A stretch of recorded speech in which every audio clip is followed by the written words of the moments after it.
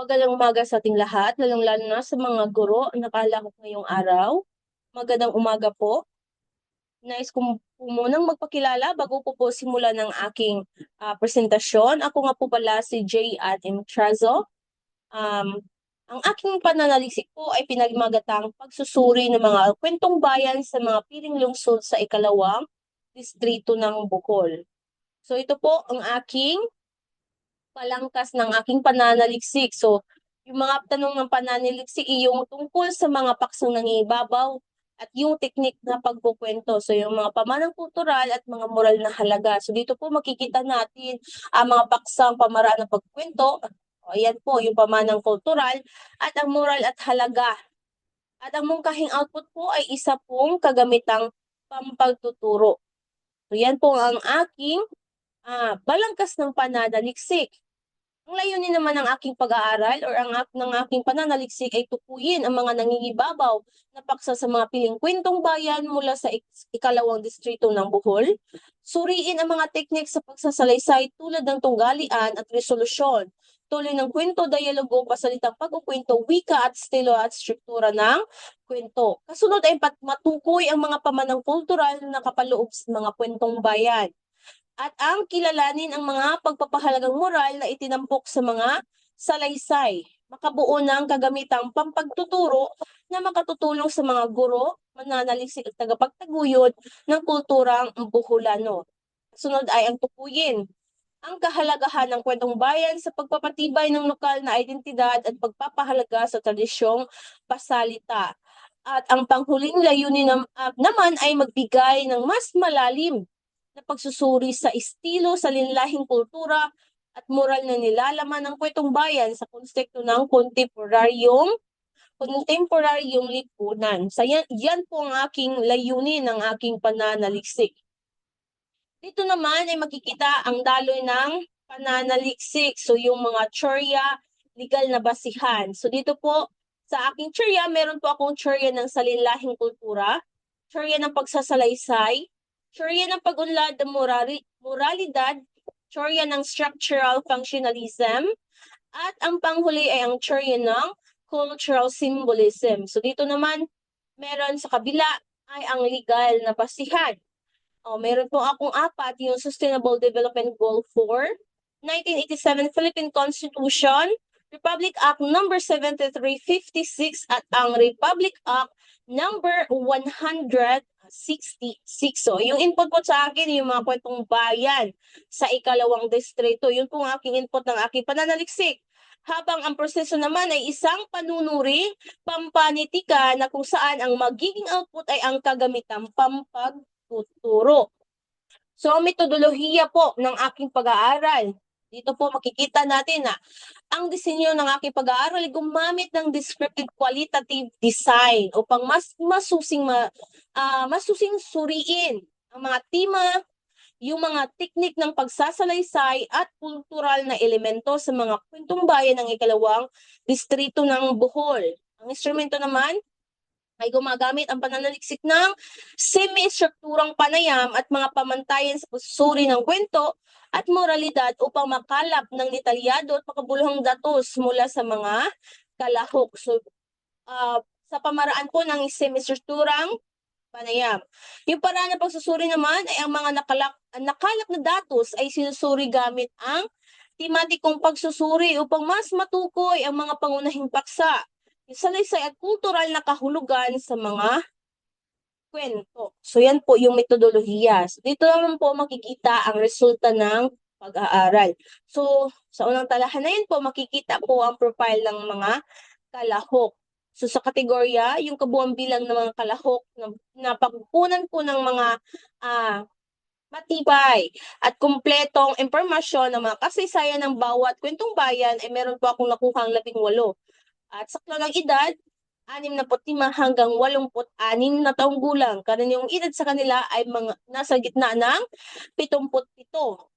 Ang distribution ng kasarian, so kadalasan po may maalam sa mga kasaysayan ng kwentong bayan ay mga babae. So yan, makikita po na mayroong 12 babae at 6 na lalaki. Ang tagal ng paninirahan sa komunidad ay may 44 taon hanggang sa 60 86.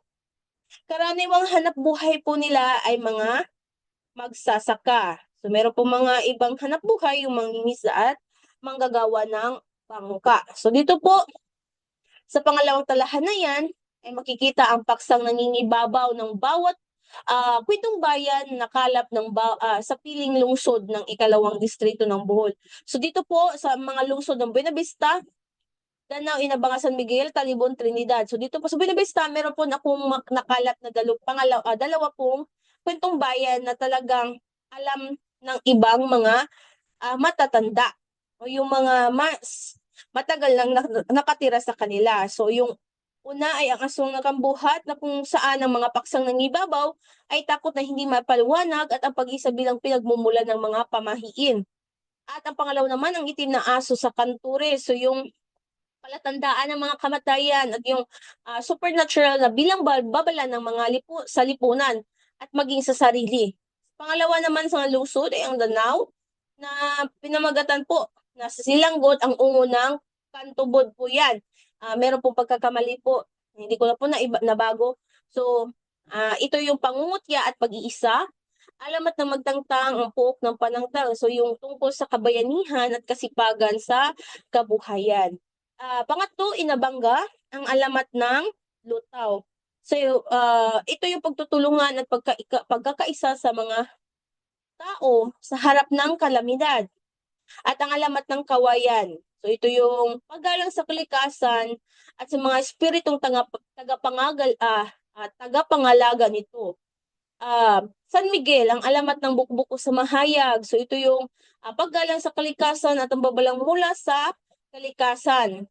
Sa Talibon at Trinidad naman, merong ang pagtangis ni Balinta, Manggang Karaan, Ungo Bridge, ang Sugilanong Ginubatan, ang kwento ng Ilaw. Kasunod naman na talahanayan ay makikita natin yung mga pamanang kultural sa mga piling kwentong bayan ng ikalawang distrito ng Bohol. So kadalasan pong mga kulturang pamana po sa ikalawang distrito ng Bohol ay yung mga paniniwala po talaga nila sa aswang o yung mga paniniwala, mga pamahiin tungkol po sa mga elementor, mga spiritual sa kalikasan po. Yan po kadalasan na makikita nating kultural na pamana.